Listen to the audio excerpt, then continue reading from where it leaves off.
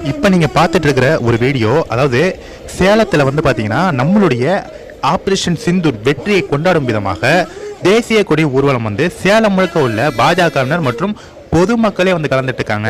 அந்த அளவுக்கு ஒரு மிக பிரம்மாண்டமான ஒரு வெற்றி பேரணியா இந்த தேசிய கொடி பேரணி நடந்து கொண்டிருந்த பொழுது அந்த பகுதியில உள்ள விசிகாவுடைய நிர்வாகிகள் வந்து காவல்துறையிடம் முறையிட்டு இந்த தேசிய கொடி பேரணி நடத்தக்கூடாது இந்த சேலத்தில் அப்படின்னு மிகப்பெரிய ஒரு பிரச்சனையா வளர்த்திருக்காங்க. அங்க வந்த கூட்டங்கள் வந்து எதிர்கோஷங்கள் விட்டு அந்த விசிகா கும்பலை அடித்து விரட்டாத கொயாக துரத்தி அடிச்சிருக்காங்க. இதை பார்த்த காவல்துறை வந்து இந்த விசிகா நிர்வாகிகளை தயவு செஞ்சு இங்கேருந்து போயிடுங்க, இங்க இருக்கிற கூட்டத்தை பார்த்து திருந்தவில்லையா இங்கேருந்து போயிடுங்க அப்படிங்கிற மாதிரி அந்த விசிகா நிர்வாகிகளை காவல்துறை வந்து மிரட்டி அனுப்பிச்சிருக்காங்க.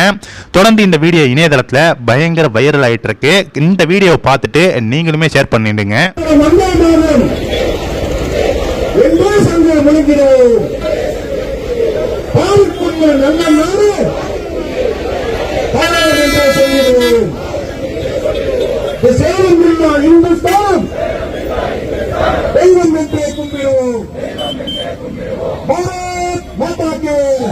கண்டிப்பா இந்த வீடியோ பார்த்திருப்பீங்க.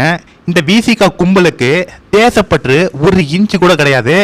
எந்த அளவுக்கு ஒரு தேசிய கொடி பேரணி கூட வரக்கூடாது அப்படின்னு தடுக்கிறாங்கன்னா இவங்களுடைய அந்த பிரிவினைவாத கருத்து இவங்களுடைய மனதில் எந்த அளவுக்கு விதைக்கப்பட்டிருக்கு, எந்த அளவுக்கு ஒரு வன்மமான ஒரு முறையில் வந்து இந்த விசிகாவினர் இருந்து கொண்டிருக்கிறார்கள், தேசத்தின் மீது எந்த அளவுக்கு எதிராக இருக்காங்க, கொஞ்சம் கூட தேசப்பற்று இல்லாத ஒரு சூழ்நிலை தான் இந்த விசிகாவினருக்கு இருக்கு.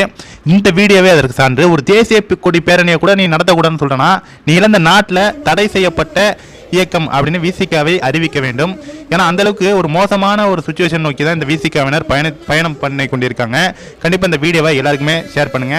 பாஜகவினோட படைகள் 300லேருந்து 500 பேர் இருப்பாங்க.